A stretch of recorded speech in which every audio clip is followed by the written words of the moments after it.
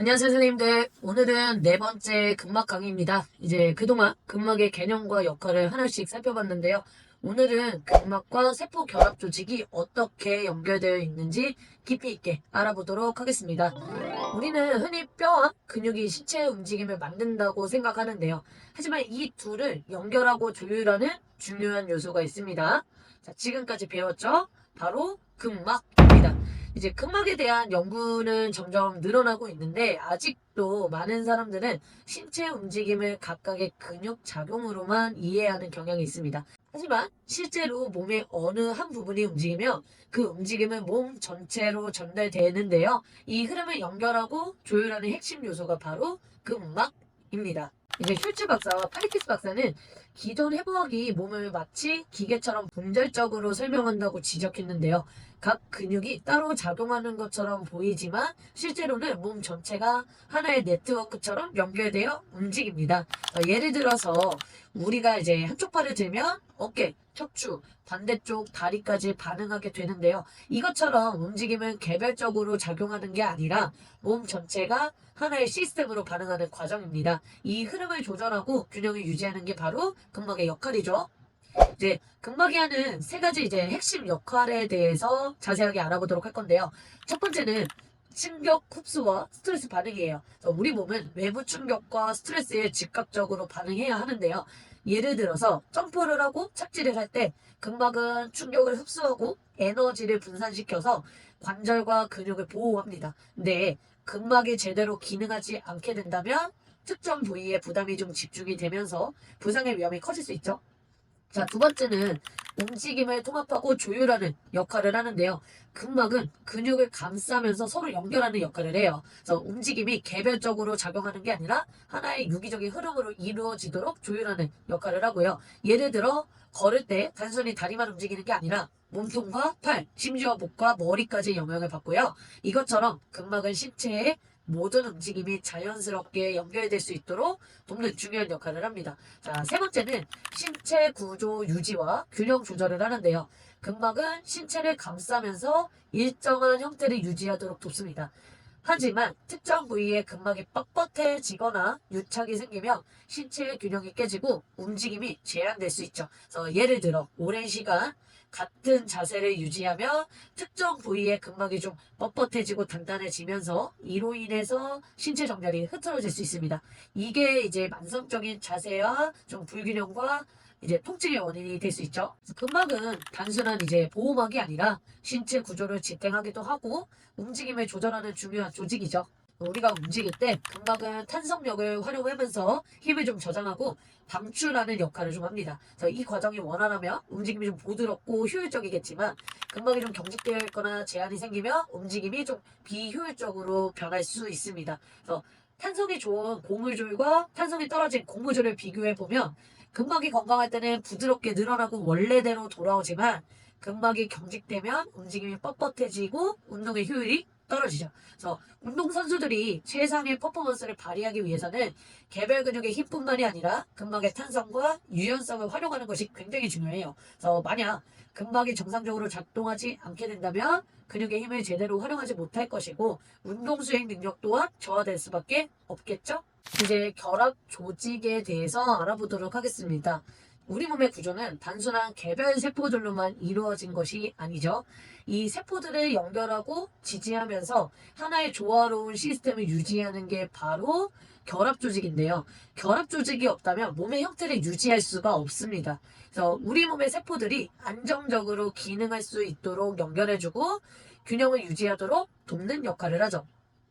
이제 생물학자 바렐라는 이를 외적 공생이라고 표현했는데요. 각 세포들이 독립적으로 존재하는 게 아니라 결합 조직을 통해서 서로 연결되고 협력하고 있다는 의미이고요.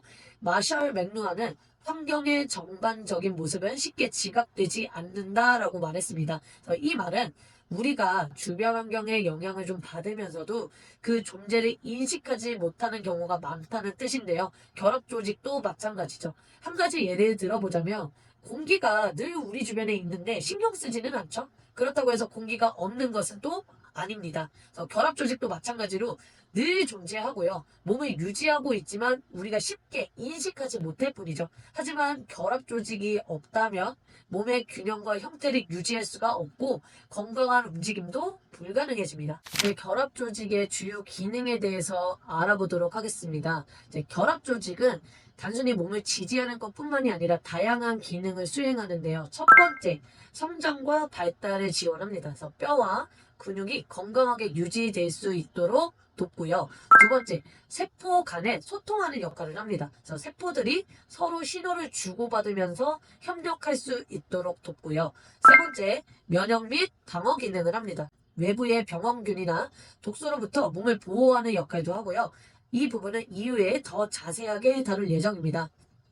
그래서 결합 조직이 우리 몸을 하나로 연결하고 보호하는 중요한 역할을 한다는 것을 알게 되었고요. 하지만 결합 조직만으로는 우리 몸이 정상적으로 기능할 수는 없습니다. 그래서 결합 조직과 함께 작용하는 다양한 세포들이 존재하고 각 세포들은 각자의 역할을 수행하면서도 서로 긴밀하게 협력하고 있습니다.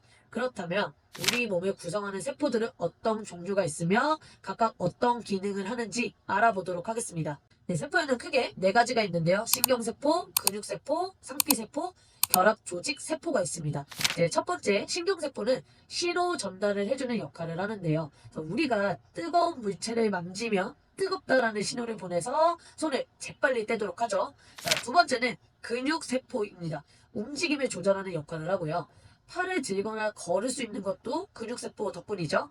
모든 세포가 수축 능력을 가지고는 있지만 근육세포는 특히 이 기능이 발달해 있습니다. 세 번째는 상피세포인데요. 신체를 보호하는 역할을 하죠. 피부나 장기의 표면을 덮어서 외부 자극으로부터 보호하는 역할을 합니다. 또한 호르몬이나 효소를 분비하는 기능도 담당합니다. 네 번째는 결합조직세포인데요. 신체를 지지하는 역할을 하고요. 뼈, 연골, 인대, 힘줄을 형성하면서 신체 구조를 지지하는 역할을 합니다. 쉽게 말해서 건물을 지탱하는 기둥 같은 역할을 한다고 보면 되죠.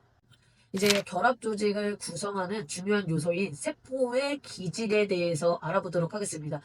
우리 몸의 결합 조직은 단순히 세포들만으로 이루어진 것이 아닙니다. 이제 세포들 사이에는 다양한 물질들이 존재하고요. 이 물질들이 서로 연결되고 결합하면서 우리 몸의 구조를 유지하는 중요한 역할을 합니다. 이때 핵심적인 역할을 하는 것이 바로 세포의 기질인데요. 세포의 기질은 단순히 공간을 채우는 물질이 아니라 몸을 지지하고 충격을 흡수하며 세포들이 부착하고 이동할 수 있도록 돕는 기본 틀을 형성하는 요소입니다. 그레이에브 학에서는 세포의 기질을 이렇게 설명하는데요.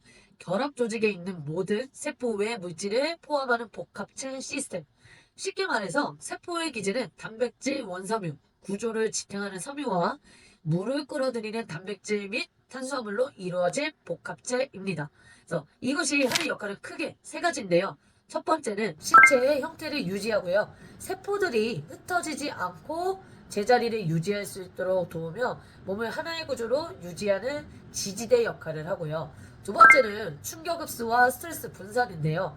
움직임이나 중력으로 인해 물리적 스트레스를 효과적으로 흡수하고 분산합니다.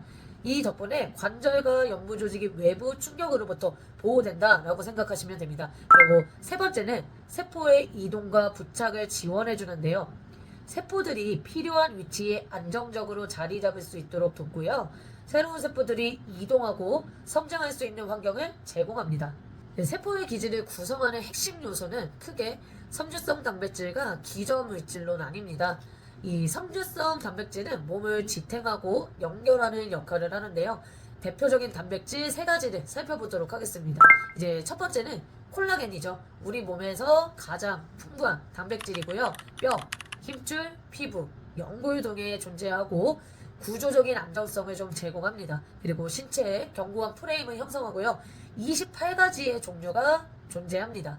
두 번째는 엘라스틴이고요. 엘라스틴은 탄력성을 담당하는 단백질이에요. 그래서 피부, 인대, 혈관벽에 존재하고요. 신체 조직이 원래 형태로 되돌아갈 수 있도록 돕습니다. 예를 들어서 피부를 손가락으로 잡아당겼다가 놓으면 다시 원래대로 돌아가죠. 이게 바로 엘라스틴의 역할입니다. 세 번째는 망상섬유인데요. 조직을 미세하게 연결하는 섬유이고요.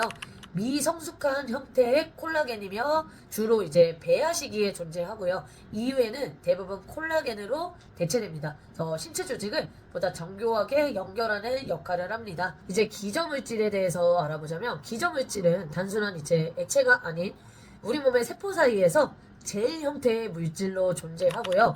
단순히 이제 공간을 채우는 게 아니라 중요한 기능을 수행합니다. 이 물질은 세포 간 공간을 채우면서 수분을 유지하고 대사산물과 영양분을 이동시키는 역할을 하는데요. 쉽게 말해서 세포들이 살아가기 위한 환경을 조절하는 핵심 요소라고 볼 수 있어요. 예를 들어서 스폰지를 떠올려 보면 물이 잘 흡수된 스폰지는 부드럽고 탄성이 있지만 건조해지면 딱딱하고 푸석푸석해지죠. 그래서 기저물질도 이와 좀 비슷한 역할을 하는데요. 수분을 유지하면서 조직이 부드럽고 건강한 상태를 유지하지만 수분이 만약 부족하게 되면 조직이 경직되고 기능이 저하됩니다. 그렇다면 이 기저물질을 구성하는 주요 요소 두 가지를 좀 알아보도록 하겠습니다.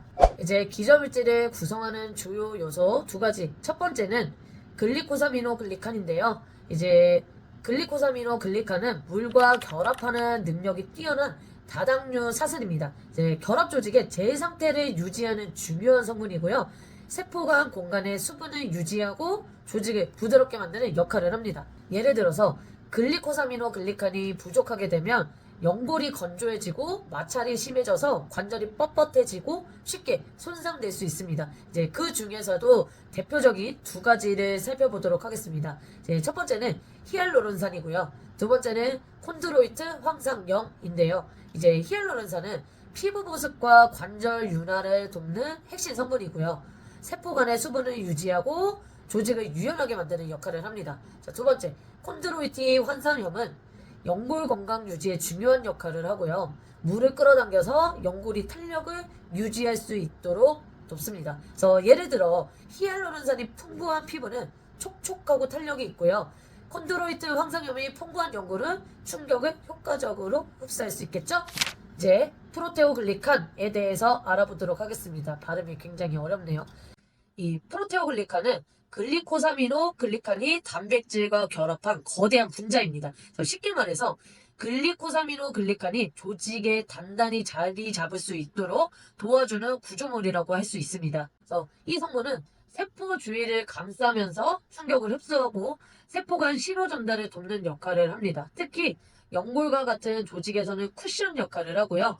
관절이 부드럽게 움직일 수 있도록 도와줍니다. 예를 들어서 점프하고 착지할 때 연골 속의 프로테오글리칸이 충격을 흡수해서 관절이 손상되지 않도록 보호해주는 역할을 하죠. 이제 기저물질에는 단순히 젤 형태의 성분들만 있는 게 아니라 결합 조직을 형성하고 유지하는 데 중요한 단백질과 세포들도 포함되어 있습니다. 이제 첫 번째는 섬유 아세포이고요. 두 번째는 타이프로넥틴이고요. 세 번째는 라미닌입니다. 이제 섬유 아세포는 결합 조직을 형성하는 주요한 세포고요. 콜라겐, 엘라스틴과 같은 구조 단백질을 생성합니다. 예를 들어서 상처가 났을 때 섬유 아세포가 활성화되면서 콜라겐을 생성하고 조직을 재생하는 역할을 하죠.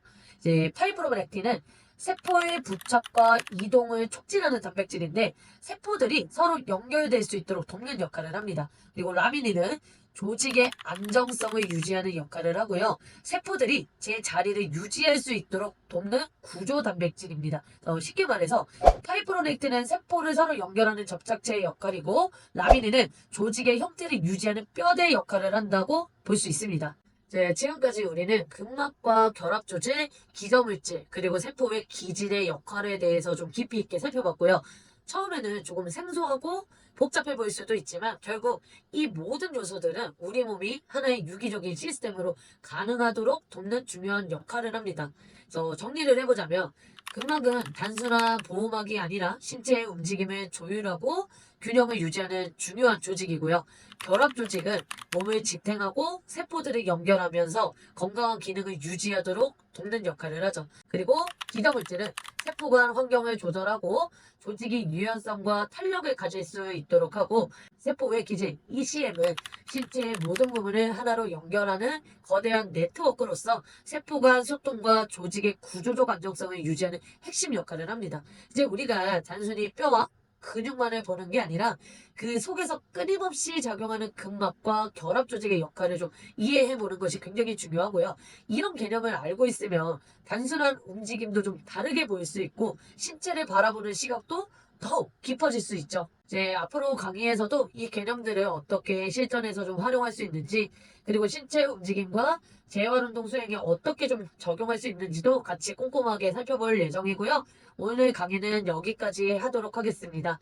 여기까지 함께 해주셔서 감사합니다.